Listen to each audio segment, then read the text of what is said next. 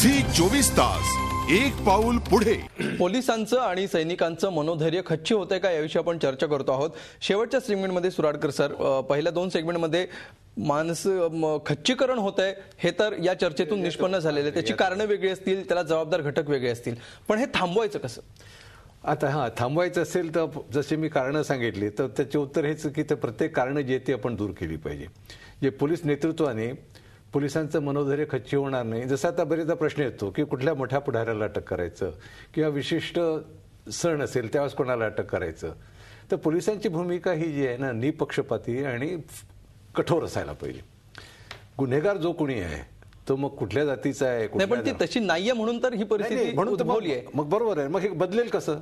हे बदलण्यासाठी तुम्हाला जो भाग आहे, वरिष्ठांचा रोल आलाच, राजकारण्यांचा लोक आलाच, मीडियाचा रोल आलाच, ज्युडिशियलचा रोल आलाच. मी जे आधी म्हटलं ना की वेगवेगळे जे घटक आहेत, पोलीस जे आहे ना, तुम्ही त्यांना असं आयसोलेशनमध्ये बघू नका, कारण ते समाजाचा घटक आहे. आणि न्याय व्यवस्था आपली जी आहे त्याचा पोलीस एक भाग आहे. त्यात मग प्रॉसिक्युटर्स आहेत. जसं आता हे केस, कसाबची केस घ्या, उज्ज्वल निकमांनी अत्यंत सुंदर काम केलं. आमच्या पोलिसांनी तपास फार सुंदर केला. फाशीची जी प्रक्रिया झालं ते सुद्धा जे आहे हे अपवाद होता कामा नये. आज काय झालंय, हा अपवाद झालेला आहे. मला फार आनंद होईल की हा ज्यावेळेस नियम होईल, कारण आपण बघतो की 15-15, 20-20 वर्ष कोर्टात निकालच लागत नाही. काही काही वेळेस तर खुनासारख्या गुन्ह्यामध्ये देखील 5-10 वर्षापेक्षा जास्त काळ लागतो. तर हा जो आपण एक म्हणजे अभिमानाची आणि आनंदाची गोष्ट आहे की कसाबच्या बाबतीत आपण सर्व जगाला दाखवून दिलं की आपण हे करू शकतो. आणि हे का झालं की ते जे वेगवेगळे घटक आहेत यांनी सर्वांनी सहकार्याने समन्वयाने काम केलेलं आहे.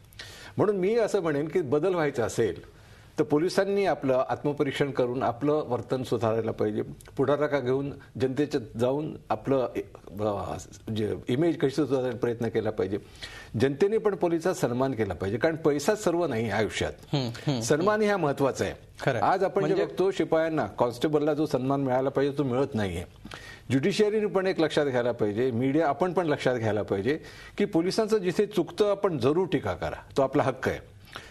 पण टीका करण्याच्या आधी जिथे कुठे पोलिसांना पाठिंबा द्यायचा आणि कुठे त्यांचा निषेध करायचा याचं जरा तारतम्य पाळलं पाहिजे. अगदी, म्हणजे तुम्ही जो मुद्दा मांडला त्यातला सगळ्यात महत्वाचा म्हणजे याचा जर सार काढायचा झाला तर अपवाद आणि कौतुक करण्यासारख्या ज्या घटना घडत आहेत ते अपवाद न राहता ते जनरल प्रॅक्टिस व्हायला पाहिजे आणि चुकीच्या घटना या अपवादाने घडल्या पाहिजेत, जे आता सध्या आपल्याकडे नेमकं उलट घडत आहे. शेकटकर सर, काय सांगाल ह्या विशिष्ट केसबद्दल? आपण नको बोलायला, मात्र एकंदरीतच जे कॉन्फ्लिक्ट निर्माण होत आहेत, खच्चीकरण होत आहे, हे कसं थांबवायचं? सर्वप्रथम हे खच्चीकरण आपल्या होत नाही. हे खच्चीकरण मुद्दामून केलं जात आहे. Demoralise the combat forces, demoralise the uniform forces of India. It's a plan of planning.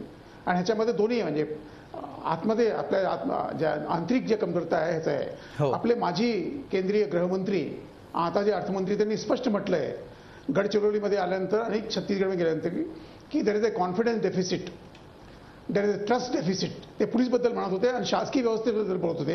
जेव्हा आपले पोलीसचे लोक मेले त्याबद्दल म्हणत होते की there is a confidence deficit and therefore there is a credibility deficit.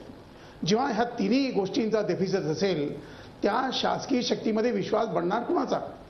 आणि त्या इच्छाशक्तीबद्दल प्रश्न निर्माण होतो.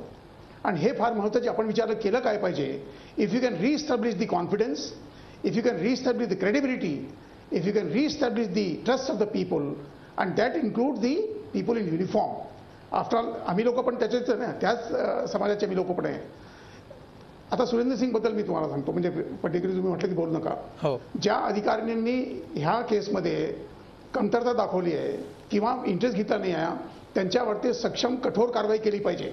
तुम्ही 2 लोकांवरती का हा आपल्या सर्व व्यवस्था ठीक होईल, परंतु तुम्ही हे म्हटलं की नाही systematic failure, system failure, documentation failure, मग ते होत राहणार आहे. सो देअरफॉर कधी कधी एक्झाम्पलरी पनिशमेंट देणं पर्टिक्युलरली आर्म फोर्सेसमध्ये हे आवश्यक असतं. नाही तर मनोबलाचं खच्चीकरण होत राहणार आहे. हे लोक मुद्दामून करतात आहे. मी परत परत म्हणतोय की ज्या प्रकारे सुरेंद्र सिंग साहेबांबद्दल सांगितलं गेलेलं आहे, मला वाटतं त्यात कुठेतरी जास्त वाढून गेलेलं आहे.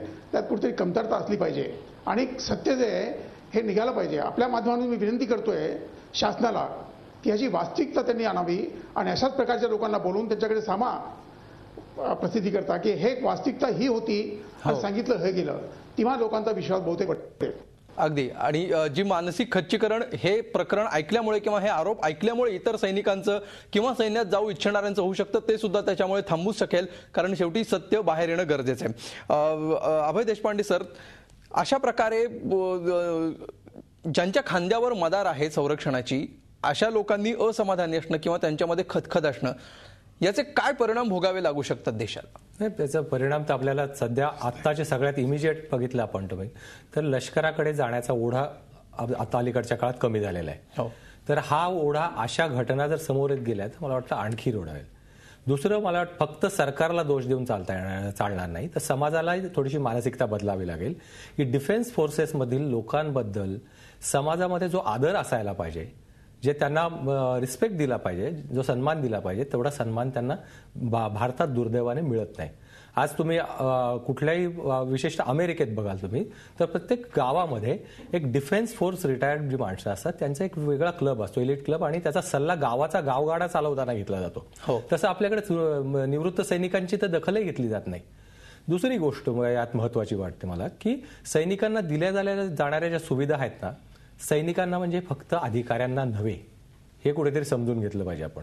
कारण आजकाल काय झालं की ज्या लोकांचा आवाज आहे त्यांच्यापुरत्याच फक्त सुविधा राहतात, खाली जवानांना त्या सुविधा मिळत नाहीत. हीच बाब आपण पोलिसांबद्दल लक्षात घेतली पाहिजे. आज तुम्ही पोलिसांच्या वस्त्या पहा जाऊन, म्हणजे पोलीस जिथे आज पोलीस लाईन्स किंवा पोलीस कॉलनीज आहे, काय अवस्था आहे त्यांची?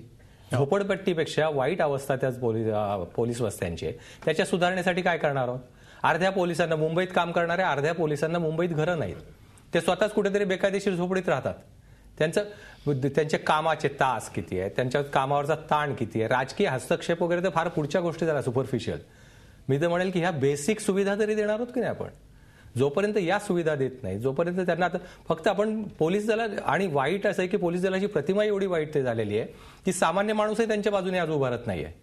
म्हणजे हे समाजाचंही काम आहे आणि राजकारण्यांचंही काम आहे की फक्त आता एक जेलीट पोलीसमध्ये ग्रुप्स आहेत, ते ग्रुप्स आपल्या हव्यात अशा पोस्टिंग मिळवणे किंवा हव्यात त्या सुविधा मिळवणे हे कामं ते करून घेतात.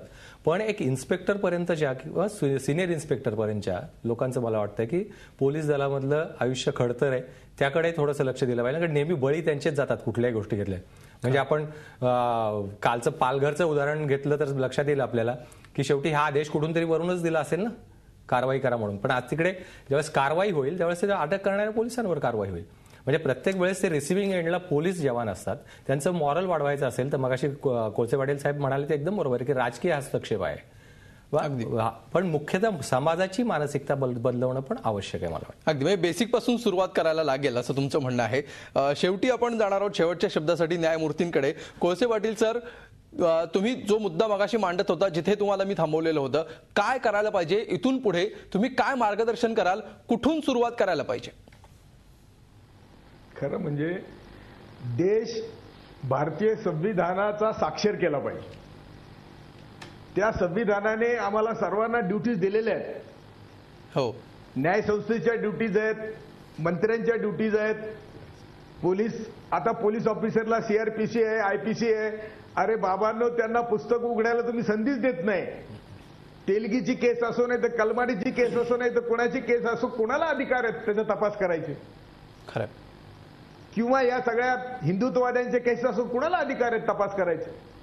जर तुम्हाला अधिकार नसताना, म्हणजे मी तर असं म्हणेल की मी जवळून अभ्यास केलाय पोलिसांचा, फक्त पोट भरत नाही म्हणून नोकरी करतात आणि अनेक अधिकारी. झी 24 तास, एक पाऊल पुढे.